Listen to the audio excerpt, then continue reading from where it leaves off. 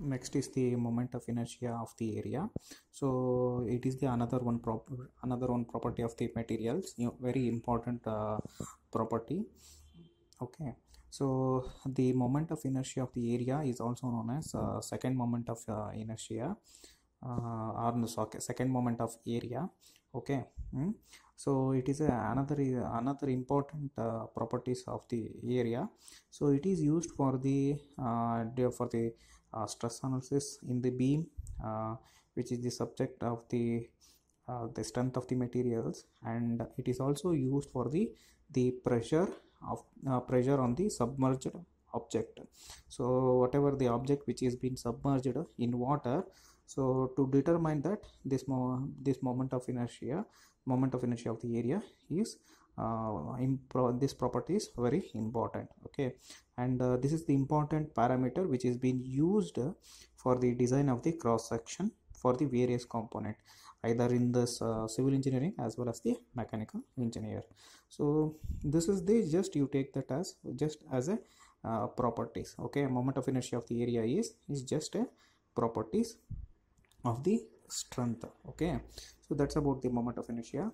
So if you come for find about an area moment of inertia of a plane area, so consider this is the small area which is indefinite in shape. In that a small area which we have taken.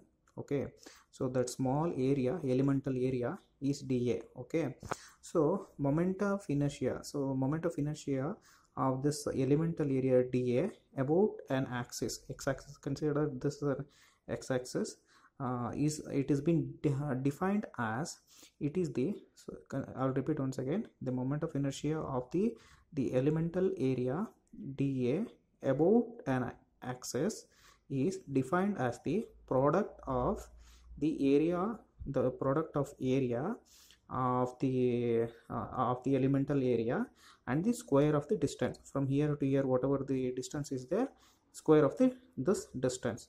So it is the square of this distance and multiple by the small elemental area. So moment of inertia is the product of the elemental area and the square of this distance.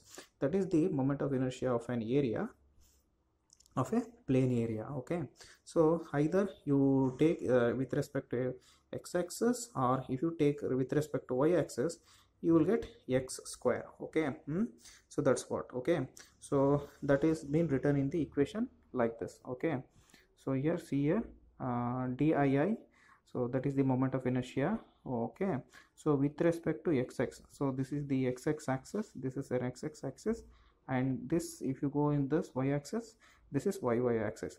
So with respect to x-axis, so square, I told it is the product of an elemental area dA and the distance from here to here, so that is y square. Okay, y square into dA. So with respect to x-axis, y is equal to moment of inertia about x-axis is equal to y distance, so square of y distance and elemental area dA. So that is what this equation.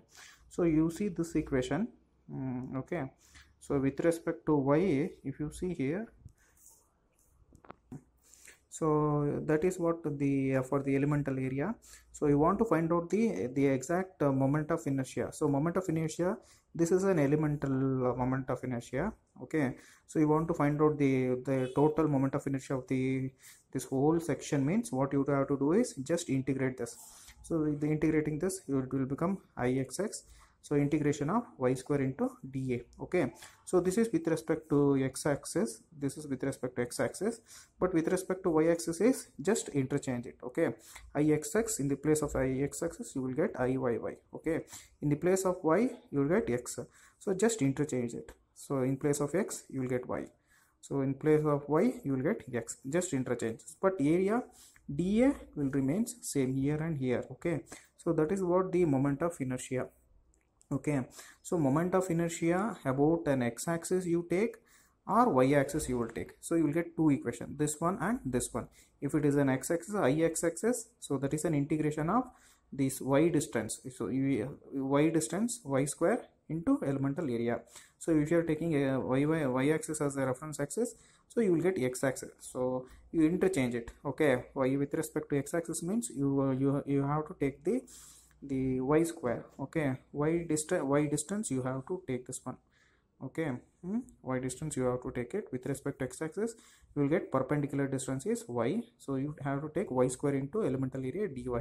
So moment of inertia about an y axis. So if you take about an y axis means, so with respect to y, so if you take this one, you have to consider here it is a y, it is there. If you take here this axis, you have to consider x is here. Okay, so like that you have to consider as the axis, and you have to find out the equations. Okay, so this is about the moment of inertia of a plane area. So next is the radius of the gyration. So to know the radius of the gyration, consider there is an strip of an elemental area. So you see here, this is an elemental area. Okay, a small rectangle is there, no, that is an elemental area. Okay, it's a strip of an elemental area which is placed parallel to the x-axis at a distance of kxx. Okay, kxx as shown in the figure. So the same moment of inertia, so moment of inertia about an x-axis, so moment of inertia of this material about an x-axis, so to that of an area, this area is a. Okay, so and kxx distance is known as radius of the gyration. Okay, so I will repeat once again, the whatever the area of the strip is there, no, so it has the same moment of inertia about an x-axis, so but an x-axis as shown in the figure. So the area a and the perpendicular distance kxx is known as the radius of the gyration. Okay, so that will be written as like this. Okay, so I is equal to the moment of inertia, so whatever the moment of inertia is there according to moment of inertia equation, so you need to determine the moment of inertia of this section means, so I is equal to, so what I told, it is the product of area of this material and the square of the perpendicular distance to the reference axis.